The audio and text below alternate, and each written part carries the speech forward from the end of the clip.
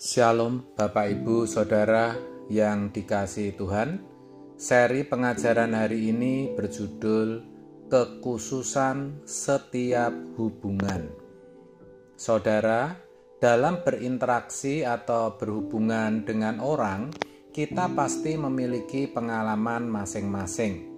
Pengalaman hubungan dengan si Henry pasti berbeda dengan pengalaman hubungan dengan si Steve. Pasti ada kekhususan atau kekhasan atau spesifikasi dalam setiap hubungan itu. Jadi hubungan kita dengan seorang dan yang lainnya tidak bisa sama dan memang pasti berbeda. Masing-masing ada kekhususan. Hubungan kita dengan orang tua pun khusus saudara. Karena hanya ada dan berlaku bagi kita dengan orang tua. Dan itu pun melalui proses bertahap sesuai dengan umur kita. Ketika masih kanak-kanak, hubungan kita dengan orang tua belum dewasa. Masih hubungan ketergantungan. Kita manja, tidak mau tahu keadaan orang tua, dan maunya dituruti. Tapi semakin dewasa, kita menyadari dan mengenali keadaan kita, memahami keadaan orang tua kita, dan ada titik temu. Hubungan kita makin harmoni. Kita makin tahu pengorbanan orang tua, dan kita makin menghargai dan menghormati mereka. Hubungan suami istri juga begitu, khas dan khusus, yang mana tidak mungkin disamakan dengan hubungan dengan orang lain. Saat pacaran, semua serba indah, hingga akhirnya mereka menikah. Waktu bulan madu, semua juga masih serba indah. Tetapi seiring berjalannya waktu, ketika karakter masing-masing mulai tampak, di situ sering terjadi konflik. Ada perbedaan pendapat, bahkan sering bertengkar. Tetapi saudara, kalau konflik itu dikelola dengan benar, maka hubungan mereka sebagai suami istri akan semakin matang. Dan pada usia tertentu, akan ada kecocokan di antara mereka. Jadi cekcok tapi ternyata cocok. Sampai suami berkata, hanya engkau wanita yang terbaik dalam hidupku. Atau sebaliknya, istri berkata, hanya engkau pria yang paling pantas mendampingi aku.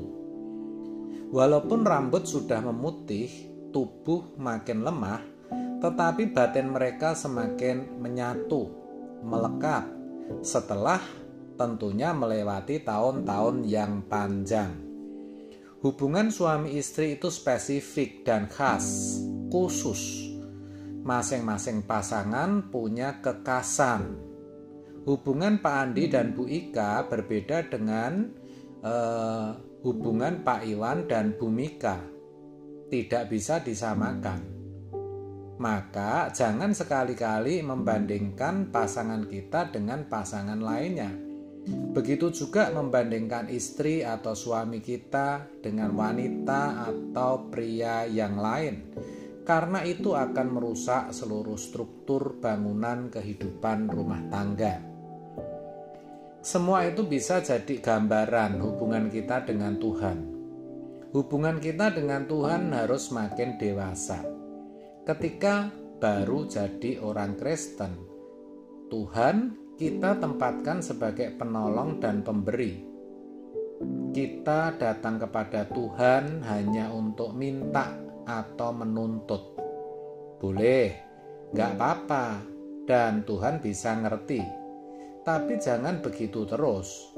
Seiring berjalannya waktu, kita mesti mengenal siapa diri kita.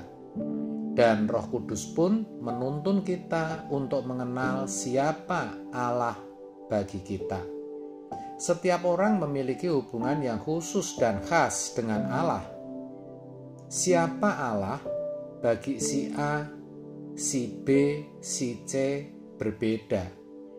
Tetapi prinsipnya sama, karena Allah tidak berubah. Cuma ada kekhasan dan kekhususan yang tidak akan pernah sama antara orang yang satu dan yang lain. Kekhususan inilah yang harus kita temukan. Dan untuk bisa mengenal Allah dengan benar dan memiliki hubungan yang benar dengan Allah, kita harus mengenal diri kita sendiri dengan benar. Kalau pemazmur mengatakan, selidiki aku, kenali aku. Mazmur 139 ayat 23. Sebenarnya ia sedang mengajarkan bahwa kita harus mengenali diri kita, yaitu sifat, karakter, kelicikan-kelicikan yang ada pada kita. Ingat, Yeremia 17 ayat 9 mengatakan, hati lebih licik dari segala sesuatu. Maka kelicikan dan ketidaktulusan kita harus bisa kita kenali agar kita membereskannya, sehingga kita tidak menjadi orang yang tidak tulus atau licik. Saudara, kita mesti tahu bahwa di dalam diri kita itu ada pangkalan atau tempat berpijak bagi setan, di mana ketika ada rangsang yang tidak sesuai kehendak Allah, kita cenderung merespon atau mudah sekali merespon.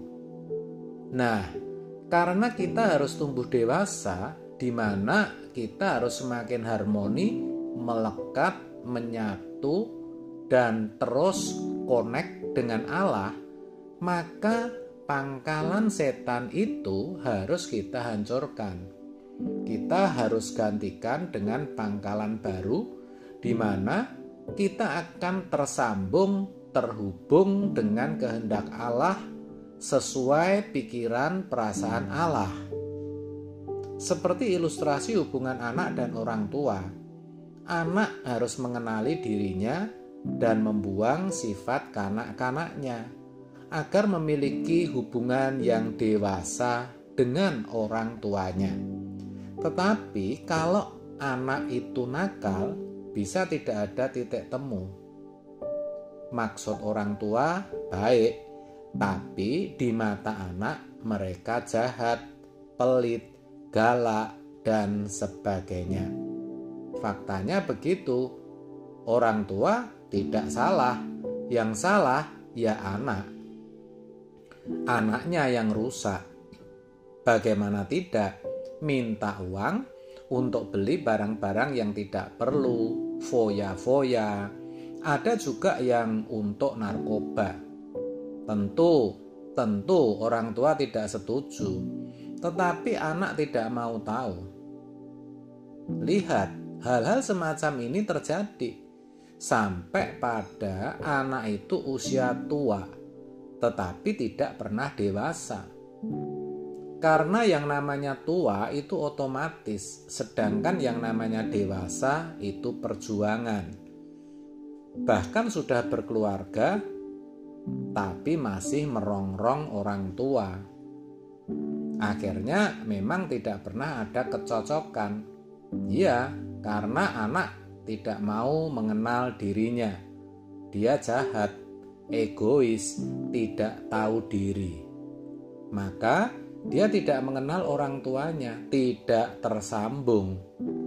Hubungan kita dengan Tuhan jangan sampai seperti itu, tetapi harus harmoni, dan kita harus bertumbuh terus sampai kita menemukan perjumpaan yang harmoni dengan Allah dan mengenal Dia yang berkepribadian agung.